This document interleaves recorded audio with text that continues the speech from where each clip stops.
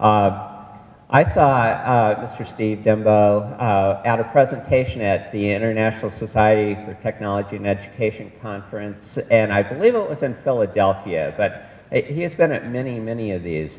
Paul Davidson, one of the other Discovery presenters, was doing his thing on stage, and Steve came across on some kind of a video feed, and it was so long ago I can't even remember exactly what it was all about, but Paul's this kind of crazy guy, and Steve kind of brings it back down to our level, and I love that about him. Steve has recently posted in his Tech 42 blog, he says, "I believe that the single most important thing every member of the EdTech community can do is recruit. To take colleagues by the hand and not just show them the magic, but how to get started learning a few basic tricks so that they can create their own magic show." And for that, Steve, I really appreciate where you're coming from. So with no more further ado, Mr. Steve Dembo.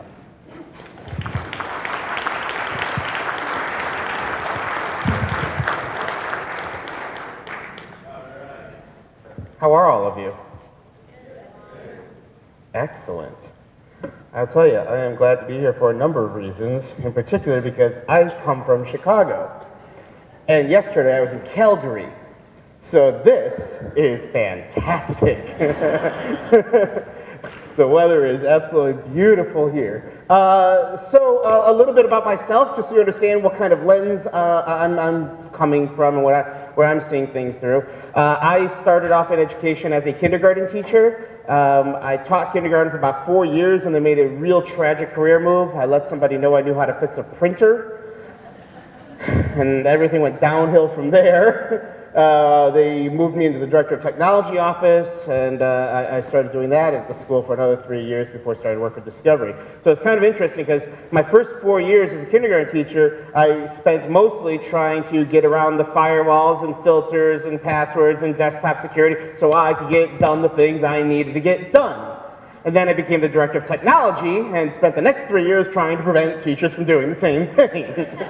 Ironic, eh? So the whole impetus for this kind of presentation is, I realize we still keep hearing people talking about hammering down what, 21st century skills this, 21st century skills this, and I kind of keep thinking to myself, 21st century, we hit the turn of the century 13 years ago now. Isn't that kind of, odd for us to be focusing, laser focus? Are we going to be really for the next 90 some odd years laser focusing in on 21st century skills, right? So I thought, what the heck, let's just blow that out of the water and go straight to 22nd century skills, right?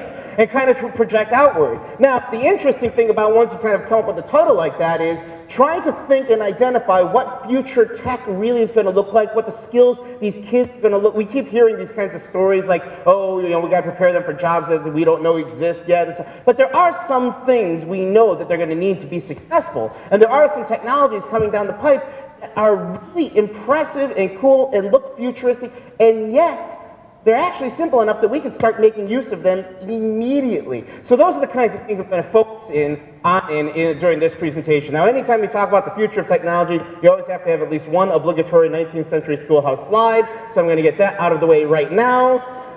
Now, ironically, I actually had this up in Florida, and somebody said, hey, so long as you're here in Florida, you ought to go to this building. You know what this is? This is the oldest wood schoolhouse in the country.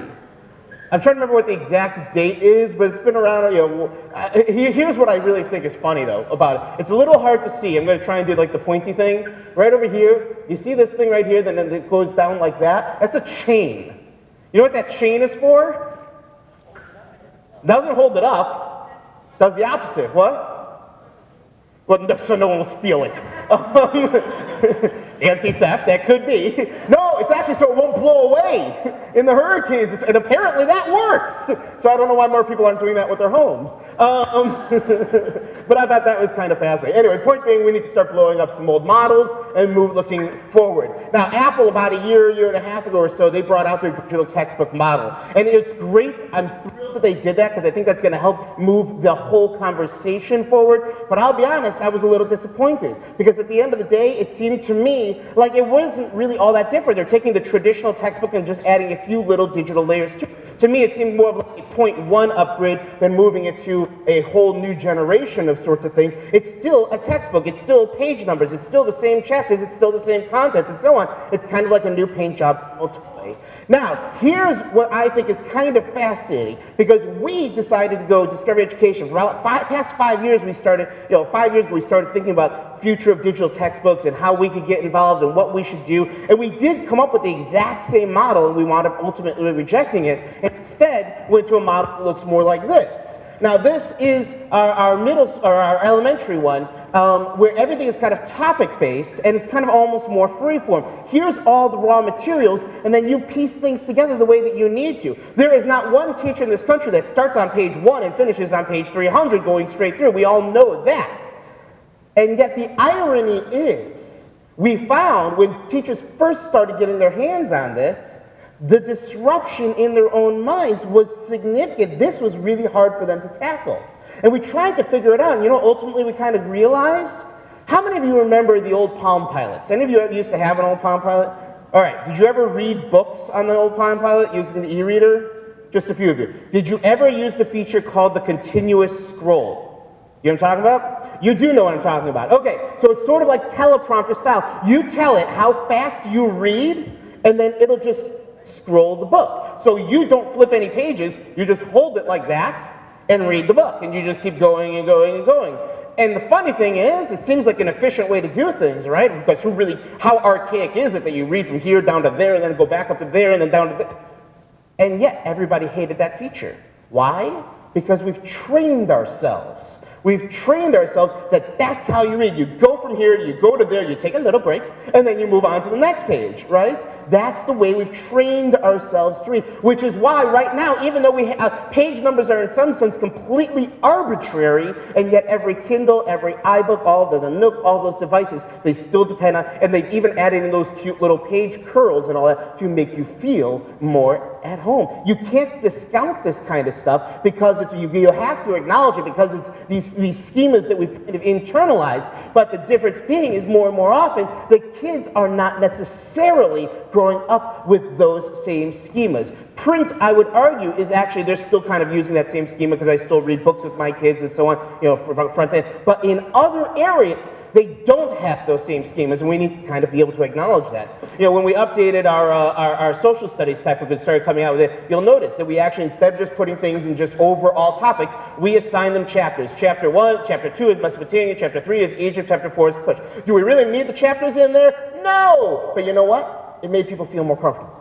It kind of gave them this sort of baseline. It let people kind of step into it and so on. Now, here's the thing. This, we think, is the future. But anytime I talk about the future, the one question I always get from people is, when am I getting my darn flying car? That's all anybody seems to want to know. Lucky you, I can tell you when you're going to get your flying car. It's true. When you come to AZTea 2379, you will be coming in a flying car. And how do I know that? Because the New York Times told me. It's true. The New York Times, they actually did an article about the past and present and future of computing. And so what they did was they documented all the significant things from the past, they outlined all the things that are happening right now, and then for the future part of it, they allowed people to nominate what kinds of technologies they think are coming in the future, and along with that, it's a little hard to read right there, but if you think the date is off by this much, you can bump it yourself. You see what I mean? So consumer 3D printing, they said 2015, but if you think it's going to be earlier by 2 years or later by 2 years, you can click on that and you can bump it, and other people can bump it back and so on. And so with the flying car, where was it? Approximately 2,300 people, 2,300 people have basically said, by the order of democratization and so on, have said that 2379 is roughly when flying cars are going to be mainstream. And hey, 2,300 people can't be wrong, can they? Now, if you can't wait that long, that's okay, because there are some flying cars today. My favorite is this one over here, the Terrafuga. This is one that you can actually pull into your garage, and then pull back out, just unfold the wings and take off. They're working on getting it actually legal to use.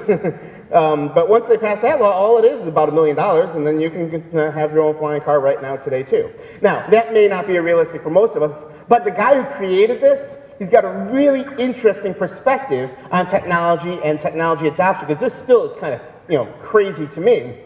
But he's got this great quote about how new technology goes through 3 stages. Any new technology goes through these 3 stages. First, it is ridiculed by those who are ignorant of its potential. Then it's subverted by those who are threatened by it. And finally, it's just considered self-evident. Now, we've seen this cycle happen. We've seen this cycle happen again and again and again. Right now, we are sharing more things than we've ever shared before. Photos, videos, and updates. But my favorite is things like what we are watching, what we are listening to, what we are eating, what we are liking, all those things. Who would have thought 3 years ago that it would become common, normal practice to sit down at a table, take a photo of what you're eating so you can share it with other people before you're done? There's a restaurant in New York that when you walk into the restaurant, they put out a basket. Everyone puts their cell phones in the basket, and if you can just refrain from taking any devices out of that basket for the entire meal, you get 10% off 10% off the bill. And from what I understand, most people can't do it. Ironic, eh? It's this whole evolution from social bookmarking to photo sharing and video sharing. But my favorite is this whole location sharing. How many of you have used Foursquare or GoWalla? Yeah, it seems like it's such a fascinating idea. Why on earth would anybody care that you are at CVS or Walgreens right now? Who really needs to know that? And yet, there is something kind of compelling about it. There's something kind of powerful that happens there. Now, when Foursquare first came around, the first thing, nothing but mockery. Seriously, really? Do I really need to know when you're at Costco or Sam's Club or anything like that? Who really cares? And then there were these people who felt threatened by it and started saying, if you check in at Costco, people will know that you are not home. You will be robbed. Your children will be kidnapped. No good, horrible, very bad things will happen to you. And finally, it just kind of becomes self-evident. You talk about that subversion, that threatening, and so on. Somebody actually took the time to organize a website called pleaserobme.com. And all it did was aggregate together all the people who weren't home right now. So if you're a robber, house robber, and you need a to-do list, this is where you could go. You know how many people got robbed by this site? 0. I mean, it just didn't happen. And now it really is kind of considered, self-evident. It's not all that unusual. Not everybody is doing it in any way, shape, or form. But the people that are doing it are finding that it is kind of a powerful interaction. It's a very, very light touch. But a series of light touches over time lead to a kind of an almost intimate sort of relationship. There is something very powerful that happens there. It does seem crazy, but crazy is not always such a bad thing. I love this quote from Steve Jobs, because the people who are crazy enough to think that they can change the world are the ones who do. It's the kind of crazy people that would actually get up on Saturday morning and come devote their entire weekend, day and a weekend to something like this. That kind of crazy. In my mind, those people that will change the world. Now, today is kind of a really interesting format. I'll be honest, I go to a lot of conferences,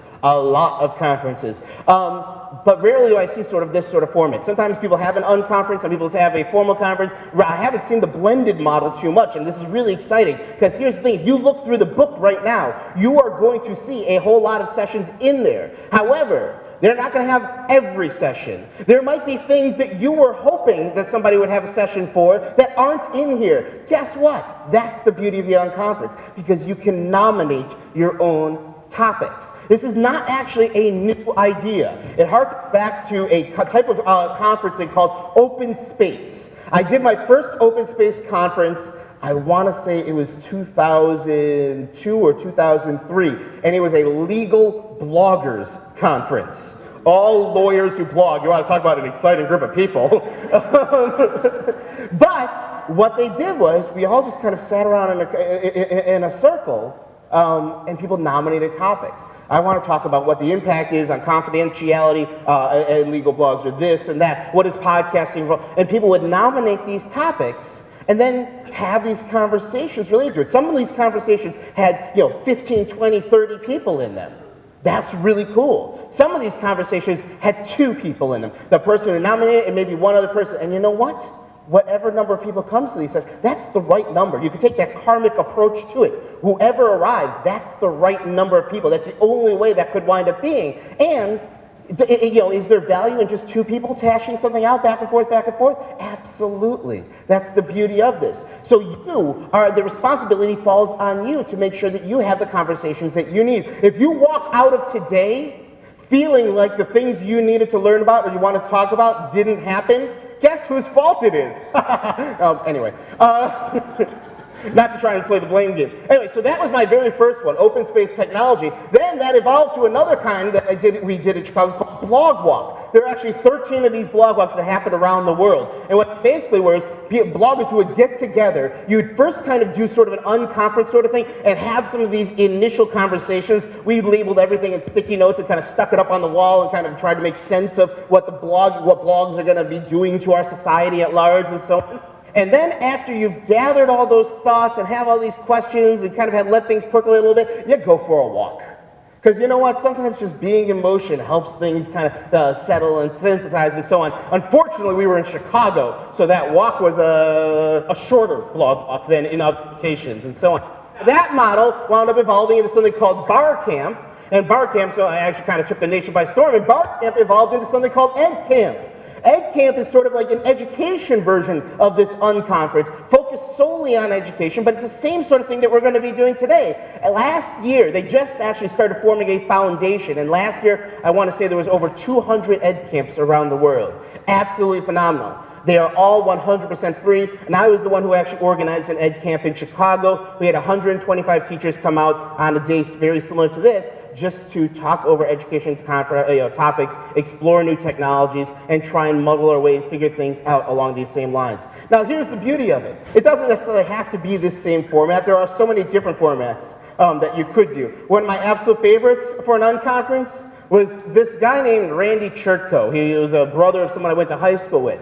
He remembered fondly in college playing all these different board games like Axis and Allies or Diplomacy, these games that would take 4 or 5 hours, and he found that once he got married and had kids, it just wasn't happening anymore. So for his birthday, I want to say it was his 30th birthday at the time, for his 30th birthday, he decided to host his own conference, his own unconference actually, at a hotel. He booked a block of rooms, he booked a couple of meeting rooms, and he said to all his friends, come on over, stay over for the weekend, and we are going to host the very first RandyCon. And RandyCon was nothing more than just all day long they played board games. All kinds of different board games and other sorts of silly games and building Legos and all those kinds of things. That was actually 12 years ago. They have now had 12 RandyCons. And he has capped the number at 80 attendees because he doesn't ever want to sit down at a table and not know the people who are there, but it keeps trying to grow bigger and bigger and bigger. What a cool little event. And now we're even finding that students are doing the exact same thing. This is the very first ever it's called VertCon. In Chicago, it was a comic book convention. They decided that the Comic Cons and so on have gotten too big, and so it's just blown out of proportion. It's not about the actual comics anymore. Now it's all about the costumes and the swag and all that other stuff. So they decided to organize a VertCon in Chicago, focused just on the comics, artists, and so on. And you want to know who put it together? A high school student. A high school student. And he managed to get, I want to say, around 120 people, I think, or so, came to the very first conference there. Schools are even doing it now. This is Josh Stumpenhorst. They did an Innovation Day 2011. And what they did was they told the students, on this Thursday, you are going to have a whole day to learn. To learn what? I don't know. There's not going to be any bells. There's not going to be any classes. The learning is on you. What do you want to learn? What do you want to build? What do you want to accomplish? What do you want to do? That is up to you. Some people did it individually. Some people did it in groups. Some people built, some people sang. Overall, I love this list of things. So one person performed his guitar solo. Some people made a model out of wood of the Sears Tower. Some people built a Rube Goldberg machine. Other people did a one-man comedy act and so on. But they gave the students the entire day to design their own learning. And I love this quote from the end of his post about it. As the students were walking out, one student stopped and said, "Hey, can we do this again tomorrow?" And Josh responded, "Well, I'd love to, but tomorrow's a Saturday." He said, "Yeah, I'd come back for that." Yeah, how cool is that? That's what we're playing to right here today. This day is yours. Yes, there are sessions that are set there, but beyond that, the day is yours. What do you want to learn more about? Is it Web 2.0 tools? Is it Twitter? Is it social networking? Is it QR codes? Is it how do you make sense? How do you learn about all of these things? Why would I want to waste my time with Foursquare? Whatever these conversations are that you want to have, this is your day to do it. This is your day to do it. And I guarantee you there's other people that want to have it. And we have to have these conversations. You know why? Because things are evolving too quick for formal conversations, to wait for somebody else to say this is the conversation that we want to have. Our kids are evolving too quickly. I see this every day because I've got a child who's 2 years old and 6 years old, and just their play is so significantly different than what it was when I was growing up. I'll give you a couple examples. This is called Life of George. It's a Lego set. They give you a box of Legos and a small little graph, and then you download the iPhone app. And what they do is they give you a challenge on the app. It says, I want you to build this guitar. And you have to try and build that guitar using those bricks as quickly as possible, lay it out on the grid, and then take a photo of it, and it tells you whether you got it right or not. That's cool. But what's really cool is this part, where you say, you know what? Fine, I want to make myself a pencil, or I want to make myself a guitar, or I want to make myself a turtle or a tank or this or whatever, and you create something, you put it on the grid and take a photo of it, and then it enters it into the game for other people to play. Oh, now that's kind of cool, because now all of a sudden you're not just replicating what somebody else built, you're designing experience for other kids. You're contributing back. Then you've got the true art of creation and of sharing things publicly. That's very different. Very, very different. Another example of this, cubelets. Cubelets, these are little building blocks. Little building blocks, not quite like Legos though. They've got magnets in them so they kind of stick together magnetically. Each color has a different function. One of them is a battery block, one of them is a motor block, one of them is a distance sensor, one of them is a graph and a speaker and so on. So when you put them together, you're not just building constructions or buildings, you're building robots. You're building robots. Here, I want to show you real quick what this ends up looking like. Dun, dun, dun, dun, dun, dun, dun. Can you make sure the audio is up on this? On the computer? I'm going to rewind. Is the audio up on it? There we go. You see how when the hand gets closer, the thing slows down, that bar graph gets lower and starts slowing down as well? And then when the hand gets farther away, it speeds back up again. See what I mean? Now, here's what's happening. Think about this. Not only are they learning about construction and how to make things happen, but they're also learning these sort of if-then sort of statements. They're learning how, well, what happens if you take this and you switch it with this? What happens if you invert this? Then you get something that goes faster when your hand moves away from it and so on. They're not just learning about construction. They're learning the basic tenets of programming before they've learned phonics. Think about that. They're learning the basic tenets of programming at this early age. These are sort of the evolution of the Montessori movement. Montessori was all about placing physical structures in the kids' environment so that when they interact with them, they're building these mental schemas that they need to be successful throughout the rest of their education, right? Weights and measures, colors, size, all those kinds of things, so that when, maybe they don't understand cognitively and deliberately what weights and measures mean, but when they get to that unit, they're already going to have the building blocks in place. This is the same thing on the digital level. Another example of this, Siftio cubes. Siftio cubes are these cute little cubes. They're little white blocks, and they have sensors in them so they know where they are in space to each other, right, in reference to each other. They know when they've been lifted up, they know when they've been shaken, they know when they've been flipped over, they know when they've been pushed, and they have LED screens on them. So they can you can load up all kinds of different games and interactions and simulations and so on there, right? This is one that my son was playing, where the object is, you've got this gopher, and the gopher is supposed to help him find the radish. Now, the first few times he did it, the maze was only 4 cubes long. There's the gopher, put all the cubes together, there's the radish, push on the radish, gopher runs over and eats it, right? This time, though, the maze is bigger than the number of cubes that he has. So he needs to realize he has to move the gopher from point A to point B, and then rearrange the cubes so he can get over to the radish, which is in point C. You see what I mean? In his head, he has to grasp onto that idea that the actual map is larger than the physical space that he can see. It's a very sophisticated concept for a 3 or 4-year-old to kind of grasp onto, but he's picking it up just through the play, just through his play. Now, even better, there's all kinds of apps on here, music games and all, finance games and math games and so on, but even better, there's also a creativity kit, so he can create his own games. He can create his own games with these cubes and share them out with other people. And some of them are rather simple, but they're pretty powerful to him. Which one of these is the biggest? Which one of these is, put these numbers in order? What kinds of things can you spell using these 4 letters? Those kinds of games. It is powerful, powerful stuff. And we see this same sort of technology evolving into things like this. This is, any of you read the story of Hatchet? The book Hatchet? This is a child making his version of Hatchet using a game called Minecraft. I need fire.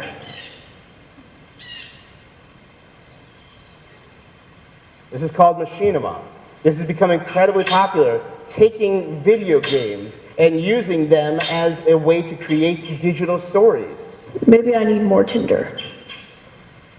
You see what I mean? To basically reenact the story, grab the key elements and reenact it using their platforms, using Halo. I was actually just talking to a teacher yesterday in Calgary, and she said, I'm trying to remember what the name of the game is, Call of Duty, I think. The latest Call of Duty takes place during World War II. And when they started talking about, Auschwitz, concentration camps, and so on, some of the kids said, oh, I was just playing in Auschwitz yesterday. What?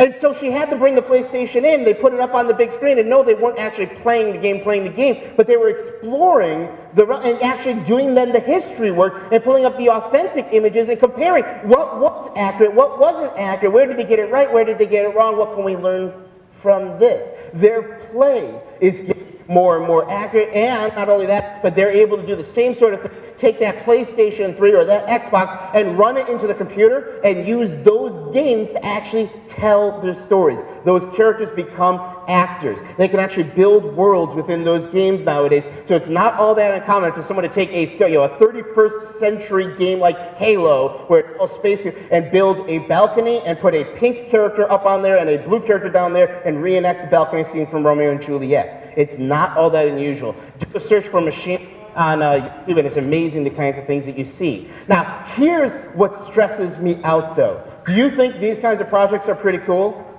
You think these are pretty interesting? I think they are. I think these kinds of things are worth sharing. And the tragedy to a lot of this, to me, is more often than not, these kinds of things aren't being shared, not only because of rules or regulations, but because a lot of times people don't realize how significant these kinds of things are and how inspiring they can be to other students and other teachers and so on. The best example of is this. How many of you saw the video of Kane's Arcade? Any of you?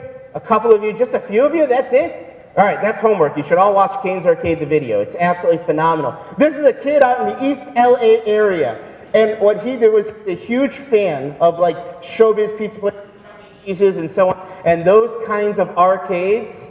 And what he did was he was working, he was hanging out in his father's auto shop for an entire summer. He built an entire arcade out of cardboard. We're talking about like the crane game, the skee ball game, all these different games that you would see at a Chuck E. Cheese. He recreated out of cardboard, complete with tickets and prizes and everything else that goes along with it. I don't remember if I have the video preloaded in here. I don't think I do, unfortunately. Pretty phenomenal stuff. Now here's the amazing thing about it. This amazing project, honestly, it's a really moving story. The sad thing, the tragedy about it is that nobody would have ever known about it because nobody ever came in and really played these things because it's just this dirty, run-down old auto shop in East LA.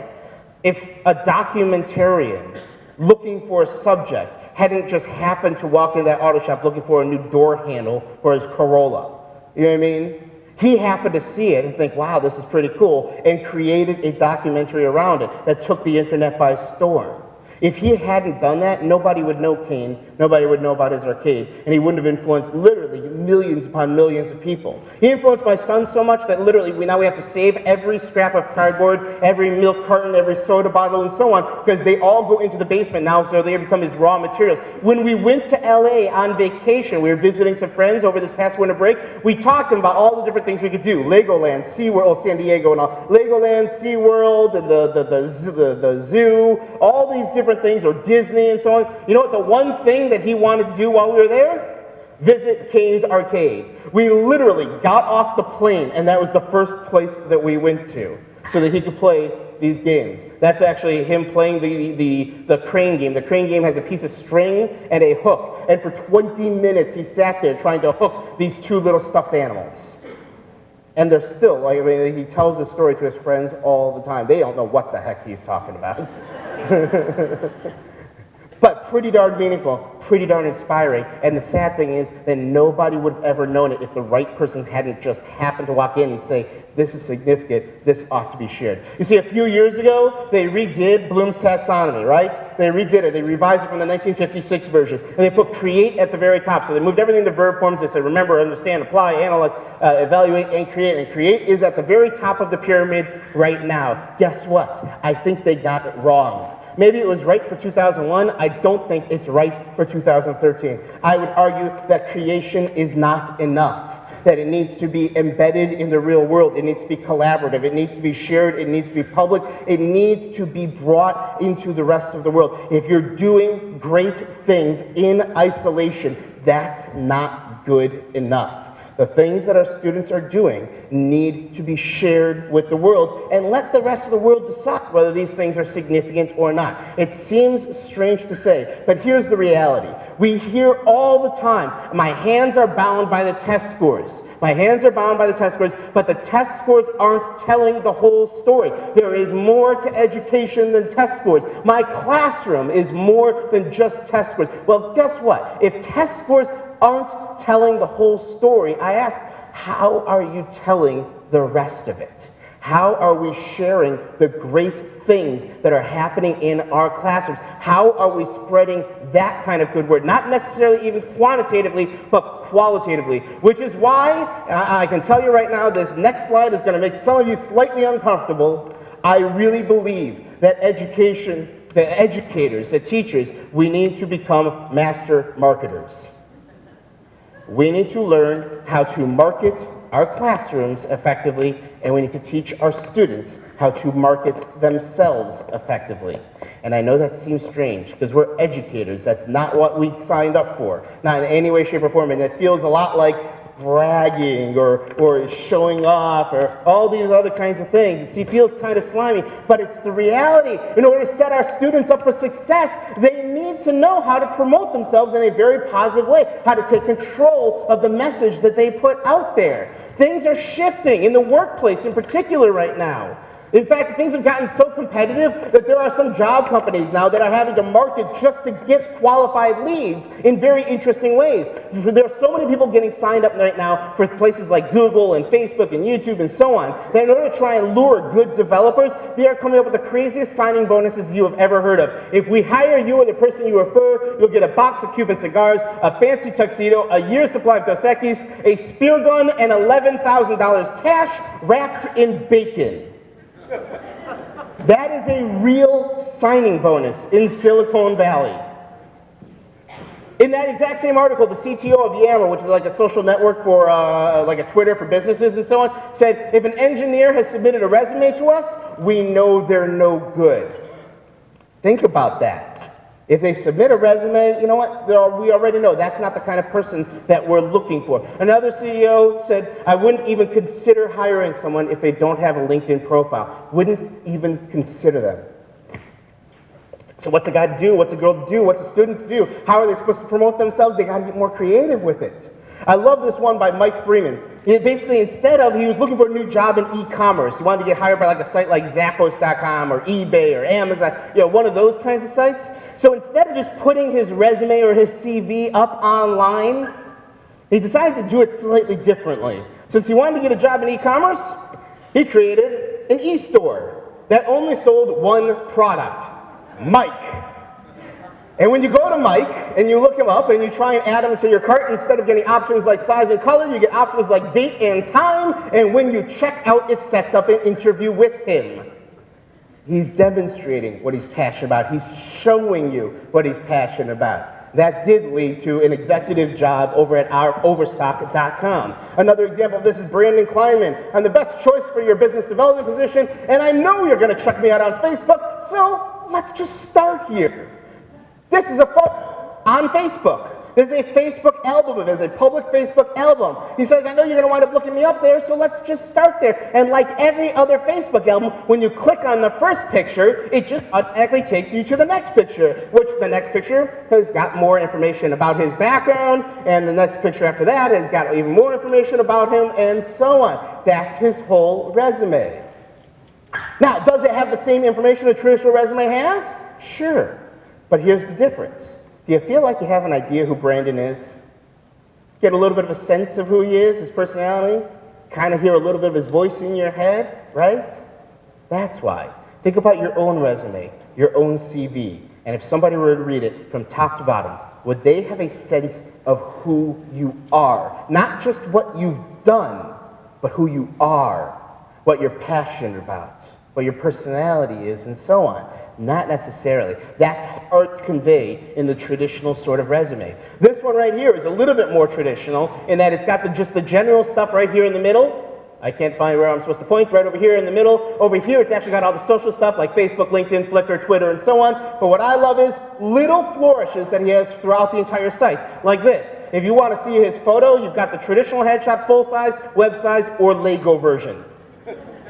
Little things that pepper in that little bit of personality. A very similar sort of one. This is Eric Scheninger from New Jersey, a school principal. Same sort of thing. Formal stuff, yes, but it also has the social network. It also has a video from a YouTube video from him right from the get-go, so you can hear his voice, you can see him, you see a Twitter feed of things that he's been posting up there. It's not just what he's done, it's who he is on a daily basis. I think these kinds of things are important. Why?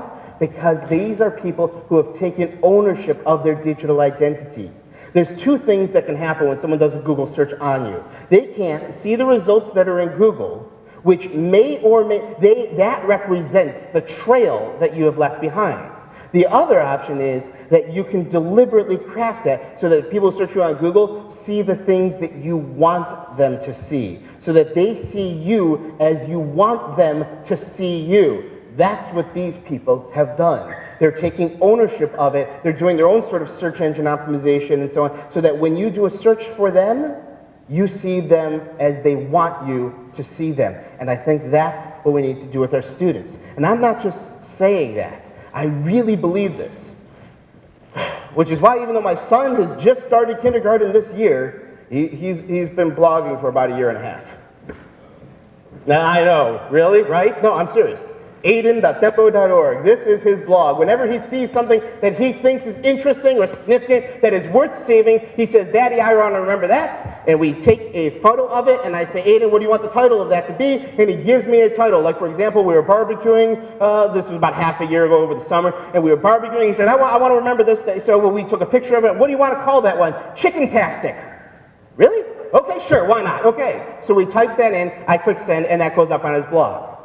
It's totally self-directed. He tells us when, sometimes he'll blog 3 or 4 times in a month, sometimes 3 or 4 months will go by without him blogging. That's fine, because what it does is, it allows us to start having these conversations. Who's going to see this? Who is this for? Who is the audience? Who potentially could see it? When we have a party at our house that says, I want to take a picture of me and my friends playing the Wii. I said, well, do your friends want to be on your site? Have you asked them? Have you asked their parents? You see what I mean? It allows us to start having, does he really get it? No, not necessarily, but he's starting to. Those seeds are planted. So as he's doing more and more often, more and more things, more elaborate things, those kinds of things are going to come back to him. This is a video that he wanted to put up on his blog. I want you to watch, I want you to keep something in mind, okay? You want to know how much traffic his blog gets on a daily basis? 0.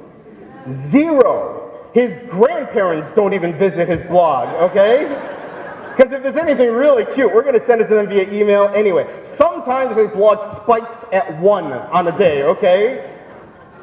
But listen to the way he talks when he posts something online. Hi, me and my daddy built this maple syrup all by ourselves, and we built this all these guys. Come look, everyone. There is no everyone, okay? There is no everyone. But he knows there could be. You see what I mean? So when he's posting, when he's choosing something to put up on there, he's got that in the back of his head. Does he really get that yet? No, he doesn't. But hopefully he'll keep that in the back of his head. Whenever he's posting something online, there is the potential everyone out there, and plays with that accordingly. Now, here's the thing that stresses me out to no end. The first day of kindergarten, they sent home a little bit a media policy that said, if we publish any of his work online, we promise we will do it only with his first name. If we publish a photo of his online, we will not use his first or his last name. And if we publish a video, I'm sorry, there's nothing about video because they don't publish videos at our school. Is that pretty similar to your schools? I would imagine something very, very close to that. Now, here's the irony in that. There's about 200 or 300 videos of him on YouTube right now with his first and his last name. There's about 3,000 photos on Flickr, and if you do a Google search on his name, you get roughly 60,000 results. Do you really think my concern is that the school is going to keep him private? No. That's not my concern. My biggest concern is that the stuff he does in the classroom, that's the stuff that's going to really represent him well. That's his digital identity. That's his digital portfolio. Those are, in theory, probably the best things that he's going to have to offer the world. And if they publish them online at all, they are going to do their very best to hide them and make sure that people who look up my son will never, ever see them. That's not what I want. I want them to find his schoolwork. I want them to engage in search engine optimization. I want to change that form and say, I require you to use his first name and his last name when publishing online. I have already apologized to my wife many times for the type of kindergarten father I am. I understand, okay? But that's the reality of it. We're in the midst of a shift. We're in the midst of a shift from a society that has kept tremendous hold of their privacy, that has really kept strict reins in on their privacy, to a society that has started to celebrate its publicity. More and more people are taking videos of their children the day they are born and sharing them on Facebook and on YouTube, that are tweeting out their kids from day one on, that are setting up Facebook accounts for their kids when they are 0 years old. That's not that unusual. Why would you want to do that? It's not like these kids are posting much, but here's why. Because when you put up a photo of that child, you can tag it. And if you tag it with that kid's name, then all of a sudden that account starts getting populated with photos of that kid. So when they are old enough to take it over, they've got this whole history already. They've got their life kind of documented from day one. Now, I'm not saying that every parent is doing this. That's not the case. I know that. I'm not crazy enough to think that you're going to walk in your classroom tomorrow and have 30 parents that are doing these kinds of things. But I will say this. It's happening. It's happening. We're in the midst of this shift where more and more parents are just accustomed to documenting their life using photos and blogs and microblogs and Twitter and Facebook and video and so on. And as they do it personally, their kids are growing up thinking that that is the norm, that that is what you do with your life. You share it. You find ways to share. That doesn't mean you share everything. That doesn't mean you share everything, but there is a part of your life that you do share. And that's why I think that sharing is a 22nd century skill. And I think that it does have a place in education, and I think that social learning can be incredibly powerful from an academic standpoint as well as from a personal standpoint. I will say this. The NSBA, National School Board Association, did a report, and they found that even whether the teacher uses social networking or not, 73% of the interactions between students after school hours were revolved around things that happened during school. There's no way to avoid it. That's the way that life is. And I love some of the things that you see on Facebook and on Twitter and so on. Just finished my term paper, I'm done with classes and so on. Just finished my homework and my quiz online, made 2 100s thanks to this website. Direct message me your number if you're in my reading class, I need help with the project. Or this is what I listen to get pumped up for Algebra 2. And you know what? I get it. I listen to that song. It's perfect for Algebra 2. And what I will say is this, it helps me as well. I teach online for Wilkes University, a master's degree course. And there are plenty of weekends. Most weekends when I'm teaching, I spend Saturday and Sunday morning at Panera at 6:30 a.m. grading assignments. It's not fun, okay? But at the same time, I can jump onto Twitter and I can say, 6:30, I'm at Panera and I'm grading. And I'll get 3 or 4 other teachers from around the country that are saying, guess what, I'm doing the same thing right now. And then all of a sudden, I've got a support group. I got other people who are empathizing with me, and we will start sharing, this is what kinds of songs I'm listening to, get pumped up to grade 30 assignments. You know what I mean? And that makes it just a little bit more palatable. It makes it sort of and it also increases that sort of social accountability. That all of a sudden they become your cheerleaders, your support group, and so on. It helps. It makes a difference. They did some research and they found that participating in a social practice is a fundamental form of learning, and learning is increased by a diversity of cultural experiences and community participation. Social is meaningful. And I'll tell you, the net result of that also is it increases the transparency. It increases the transparency. The kids see that their teacher is in there at 6:30 in the morning, working, slaving away, and so on. The parents see what's going on. They get more of a view of what's happening in the classroom, and they see that their kids are actually doing work, and they see these kinds of interactions. It's powerful stuff. And like I said, if the test scores aren't telling the whole story, how else do we tell the rest of the story? These little light touches, these little social interactions are one way. It doesn't take much to make a very profound difference. Can 1 second, and sharing out just 1 second in a day, yield a powerful result? Let's see. This is an app called 1 Second a Day. All you do is record 1 second of video every single day. This is January 2013.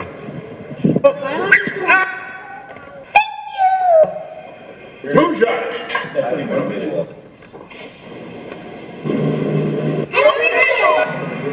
No, David. No.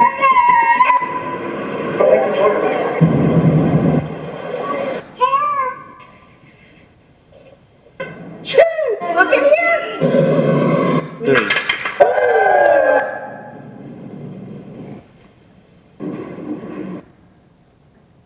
Which takes us up to today. You guys want to be in my 1 second for today? Want to? All right, so first of all, I don't know, what should we do? You want to just all wave? All right, you ready? On the count of 3. If you don't want to be on the interwebs at some point or another, this would be a good time to cover your face. Okay? You ready? On the count of 3. 1, 2, 3. Perfect. Next presentation, you guys are in it. Now, here's my question. Did you get a good taste of what happens in my life over the course of 1 month? Yeah. Now, first of all, those were meaningful. That may have had some meaning to you, and you may have been able to get kind of a taste of my life. Just imagine if you were related to me, or you were friends with me and you knew those kids. You know what I mean? Then all of a sudden it's even more. Imagine if you did this for your classroom. Just 1 second of every single day for the course of your classroom throughout the year. You think that would give a good idea of what happens in your classroom? Would help tell the story beyond the test scores? Just imagine if every student had to do that. Just find 1 second that was meaningful to them per day, and they documented that and created a year's worth of learning, a way to kind of represent. Is that powerful enough? Yeah. Does that help tell that story? Yeah. It doesn't need to be 3 weeks in a computer lab. It doesn't need to be some sort of major project. Here's the thing. A lot of people kind of get this impression that it needs to be, 3 weeks worth of shooting. It needs to be massive file sizes, and you need all this time in the computer lab, and you have all the, it's complicated. It takes too much time away from the curriculum. I'm saying that that is one model. It's not the only model. I work at Discovery Education, okay? And so we have at Discovery Education, I've got the wrong website over there. It should be .com. I changed that yesterday for Calgary, and I didn't change it back. I copied and pasted this out of there. When you do a search at Discovery Education, we've got about 200,000 media assets in there. And if you combine those with things like iMovie, WeVideo, and so on, and Movie Maker, you can get some incredibly powerful results with very, very minimal effort. This is a series called Planet Earth. Any of you watch Planet Earth on the Discovery Channel? Yeah, so what they did was they stripped out all the audio and they let kids do the narration instead. Here you go. Give a listen. Hi, I'm Steven. I'm 7 years old and I'm reading Mountains. Its eyes do not fully open until 3 months after birth, but the chances of the cub reaching adulthood are slim. The struggle of a giant panda mother to raise her cub is a touching symbol of the precariousness of life in the mountains. I'm Jamie, 4.5 years old, and I'm reading Desert. Lizards are hungry. Ew, what is he eating? I'll never eat a fly. I like cheeseburgers. Okay. Cute, right? Does this put the kid in danger in any way, shape, or form? I would argue no. Do you think the parents would enjoy seeing this kind of stuff? I would argue yes. And I also think this is one more step in terms of this is something that's safe and appropriate to be able to publish with their names and actually add into their digital portfolio. Now, how complex is it to create something like this? Far, far less than you think.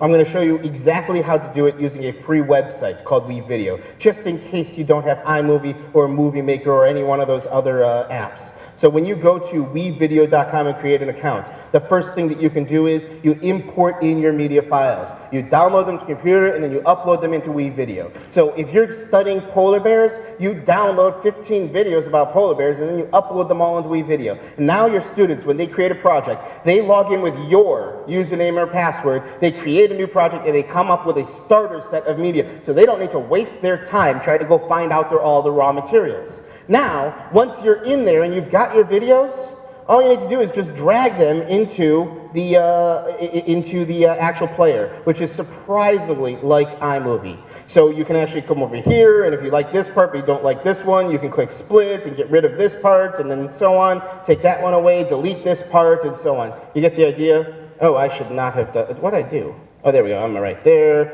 So I'm going to well, now I can explain. Too early, and they could get caught in a... Now, here's the trouble. That guy is great, but I don't want to hear that guy's voice. I want to hear my student's voice. So all I'm going to do is take that volume and just drop that down so that is silent. Now we don't hear that narrator at all. Now, if I wanted to, I could just click record, and I could record directly into it, Jacques Cousteau style. Now, all of a sudden, I've got high-quality video directly from the Arctic, from the Discovery Channel, and my students are doing their own voiceover on it. And they can mix and match 15 of these videos, 20 of these videos, 30 of these videos to make their own version of it. Now, that's cool, but I really want to see those cute little kid faces on there too. So all you need to do is load up something like Photo Booth. You load up something like Photo Booth, let them record, oh, Super Bowl's tomorrow. Let them record their video, and then once you've done that, you go back over to here and you just drag that video into here, and now we've got that, whoop. It would help if I could actually aim. There it is. And now this is one that I recorded right here from the stage. We've got that video. But the only trouble is this doesn't quite look right because now I'm covering up the other one. Well, all you gotta do is click on this. Let's drag it a little smaller. Maybe finify myself a little bit too while we're at it. No, okay. And then move this down to the corner and hit play. And you see how right there I'm in the corner? How complex is this? How complex is this to do? Not very. Could a kid do it? Absolutely. How long will it take you to teach that? How long will it take you to teach them how to do this? 5 minutes, and then then get out of their way. Let it roll. And the beauty of this kind of a project is, you could do it in the computer lab, or this is web-based. If they have computers at home or they could use it at the library or at Starbucks or after school and so on. This is an assignment. You could actually say, how often have you ever been able to say this? All right, your assignment is to learn about polar bears and to share it through a digital story, bring in your results tomorrow. Almost no teacher in the history of teaching has ever been able to say that because it's normally these giant file sizes of this and that, and it's tied to the computer and so on. This is simple. It doesn't need to be overly complex, and you can get very, very, very, very powerful results from that. Is that kind of cool? Yeah, I think so too. Hey, you want to see an even cooler trick that I'm not sure exactly how you'll use, but maybe you can find a way? Over here, this has also got one other feature. You can add a grid to it. And then you can take these videos and you can put them all in the grid. So I can take this one and I can click over here. Let me get rid of it and I'm going to bring in a different one over here. And I'm going to bring this in. Where's my grid? And take that and put that one over there. And you can just layer these videos into the grid. Wait, hold on, let me do this differently. Am I doing this right? All right, no, I'm not doing this right. Click over there, there's my grid. Now I put that one in there, put this one in there, put this one in there. And now watch what happens when I start playing. See how they all go at once? Like Brady Bunch style. I know. What do you do with this? I don't know, but someone's got to come up with a really cool idea. I think it's really, I mean, I guess you could always do things like find, we're going to be talking about the color, or we're going to talk about homophones. So this is the word blue, like the wind blue versus the color blue, show two different things side by side or different versions of the same word. I'm sure there's different ways to do it, but once again, it's just about possibilities there. It's about possibilities that we just didn't quite have access to before. There's so many different possibilities out there that the time of saying, this is how you're going to give me this information back is almost a thing of the past in some sense, because we have so many different options now. I love this quote from these two educators out in Pennsylvania. They say, I no longer give my students assignments, instead I give them creative briefs. Think about that. Instead of saying, we're going to learn about polar bears and then you're going to write 3 paragraphs about them, you're going to instead say, today we're studying polar bears, and then demonstrate your understanding, demonstrate what you've learned for me. Could it be 3 paragraphs? Yes. Could it be a poster? Yes. Could it be a diorama? Yes. Could it be a digital story? Yes. Could it be an interpretive dance? Probably not. But maybe. Maybe it could. Could it be a song? Yeah. There's a website I love, I'm not going to show it right now, called UJam, the letter U and then G-A-J-A-M, where you can just, whether you have any musical talent whatsoever, you can just talk into it or sing into it or rap into it, and it will build an entire song right there around your voice, atonal as it is. It's absolutely phenomenal. Here's the thing, there are so many different Web 2.0 sites out there, and they are changing all the time. They say that a new Web 2.0 site comes out every 43.5 seconds. I know, isn't that astonishing? Totally made up. I just totally made up that statistic. But that's what it feels like. That's what it feels like. Here, real quick little survey. You ready? How many of you feel like you're behind the technology curve? Raise your hands really high if you feel like, look around the room. You can't all be behind it. It's a curve. Okay? We all feel that way. It's funny, this is the first time I'm actually even letting anybody know about it. Me and a guy named Adam Bello, we just finished writing a book. It's going to be published by around June, called Untangling the Web. It focuses in on, it says 20, but it's actually 23 different sites. And I keep getting the same thing. So are you really writing a book about new technologies? Isn't it going to be out of date the day it publishes? Ha ha ha ha ha. All right. I understand that, but at the same time, some of these sites have been around 5, 6 years. Things are changing quickly, but at the same time, there are so many things that aren't changing. And it's the breadth that people need to tie into. It's the breadth, it's also just the ideas of the experiences and how things change. The idea of being able to use video in this way, that's the key. It's not just necessarily that one specific tool, it's the idea of using video in new ways to express knowledge, or using tools like QR codes. How many of you have ever used a QR code before? How many of you have created your own QR codes? Far less. How complex is it creating a QR code? It's easy. For those of you that don't know what a QR code is that little box of squares. You scan it with your cell phone and it takes you to a website. Now, some of you may not have a smartphone. Some of you may have used one but didn't quite understand why you would use it and so on. Here's what one of my goals in life is. It's to make teachers look cooler than they have a right to be. Okay? So that's what I'm going to do for you right now. I'm going to teach you about one of my favorite websites called Deliver. I have until 10 o'clock, right? Is that about right? Give or take? All right, well, someone cut my microphone off if I'm not allowed to talk anymore. Deliver is D-E-L-I-V-R. D-E-L-I-V-R. It's supposed to be edgy. They drop off the silent E. I don't know why they do that, okay? Here's how you do this. You type in a URL. You type in a URL. So for example, if you have a classroom page or a classroom blog or a classroom Twitter or your school website or something like that, you type it in. I'm just going to do discoveryeducation.com for right now. And I am going to just pretend, oh, you know what, here, we'll just say, this is your classroomblog.com. And we're going to click go. And look, there's my QR code. Ta-da, I'm done.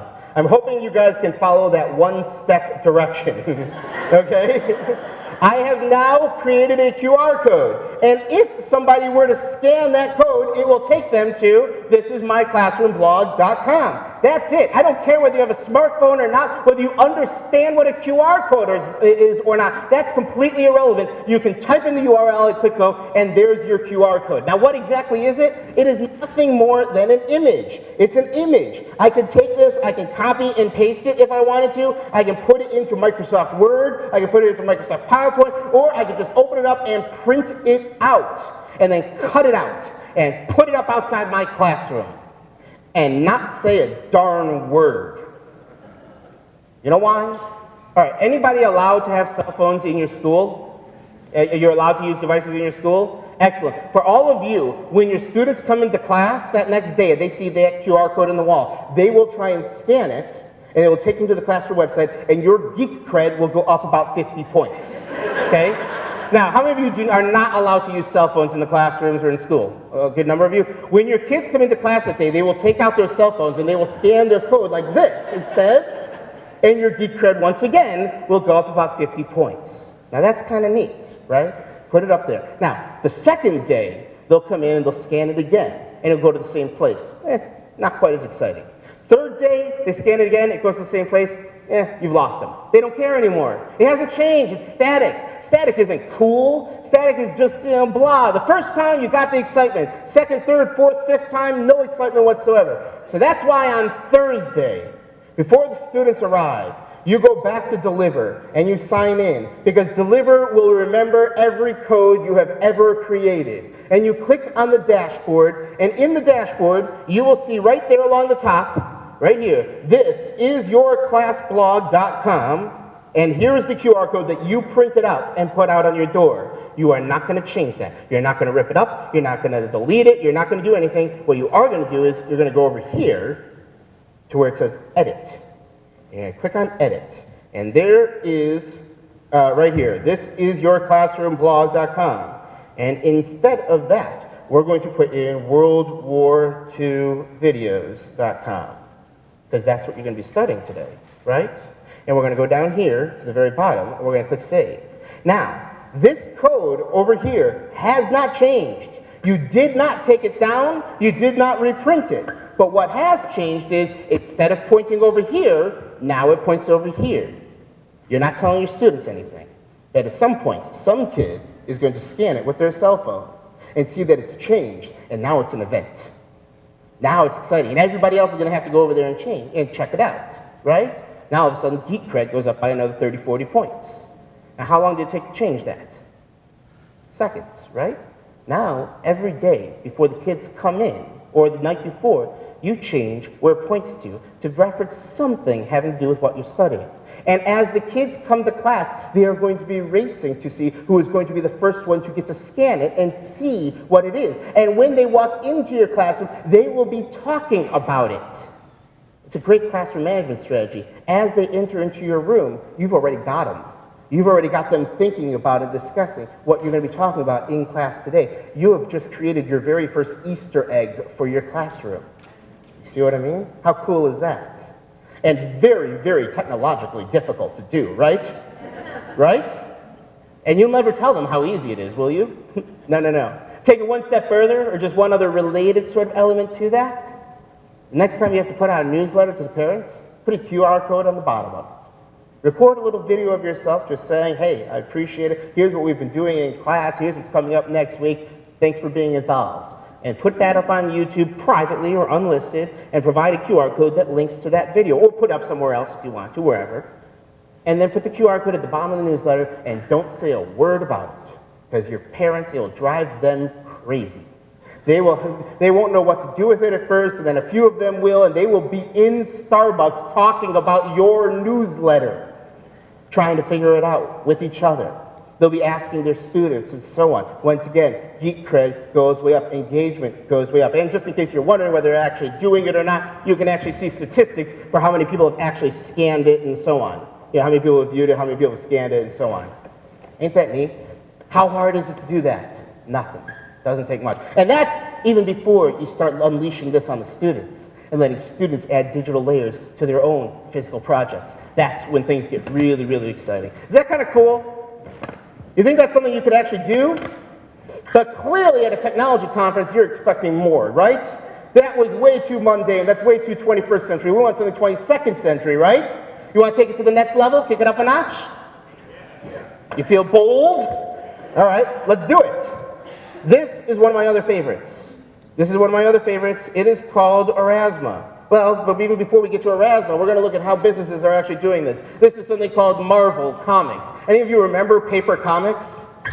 I'm just kidding. They still make paper comics, but Marvel is really struggling trying to figure out what do you do with a $4 paper comic in a digital world? How do you keep people coming in and actually buying that paper comic, right? How do you maintain the relevancy? So they figured out a few ways. One of them is whenever you buy the paper copy, you get a digital copy. That's cool. But even better, they found ways to actually add more features to the paper comic than they did the digital version of it. How? Through augmented reality. This is called the Marvel Augmented Reality app. You see that little AR symbol? Whenever you see that AR symbol in the comic book, that means open up that page, take your iPhone or your iPad or your Android device, and hold it over that page. And when you hold it over that page, it's like a camera, except with some little benefits to it. So watch what happens. So I go to this page right here. Watch what happens when I hold my iPad over it. That's the editor from the comic book series, explaining how they came up with the idea for the storyline and such. How cool is that? Yeah, exactly. So all you need to do is whenever you're looking through the comic book and you see that AR symbol, that means you can hold your device over it and all of a sudden content is just going to pop out. This one is one of my other favorites, okay? So this is a picture of Captain America and so on. When you see that little AR symbol in the lower right-hand corner? When you hold your iPad up over it, first you see the original concept sketch for that frame, then you see the pencil line drawing, then you see the inked version of it, and then you see the colored version of it, when they've added the colors in there. How neat is that? And no actual QR code per se necessary, right? This is high-tech stuff. This is professional stuff. This is clearly very, very, very expensive, right? Anyone have a hunch that I'm setting you guys up? No, this is free. This is something called Erasma. All they did was white label this app. It's called Erasma. It is free for Android and iOS. Okay? iPhone, iPad, iTouch, all Android devices and so on. And all you do is you take a picture of something. It could be a picture of this logo right here. And you say, this right here, that's my code. And whenever someone loads up Erasma and they aim it at this code, I want them to show something else. So I had this bobblehead from the Mythbusters. And I decided to use that bobblehead as my code. So whenever I shine my iPad over that bobblehead, watch what happens. A video from the Mythbusters pops up, and it starts playing. See what I mean? Just over here to the right, I've got a sticker set, a magnet set from the series Life, that series that was narrated by Oprah and such. So there's a frog magnet right there in the middle, and I just said whenever I shine my iPad on there, I wanted to make that frog come alive with the actual video from that series. Over there, I've got a hat from Discovery Educator Network, our teacher community. Whenever I shine the app over that hat, I want to play a little promo video. And then right there in front of me on the desk, I have my business card. And what should happen when someone shines their iPad over on my business card? Well, it should pop up a video of me, right? Hello, everybody. How are you? See what I mean? Now, think about this. QR codes without the code. Some of you may have access to our digital textbook, the tech book. If you don't, you can talk to Todd, right?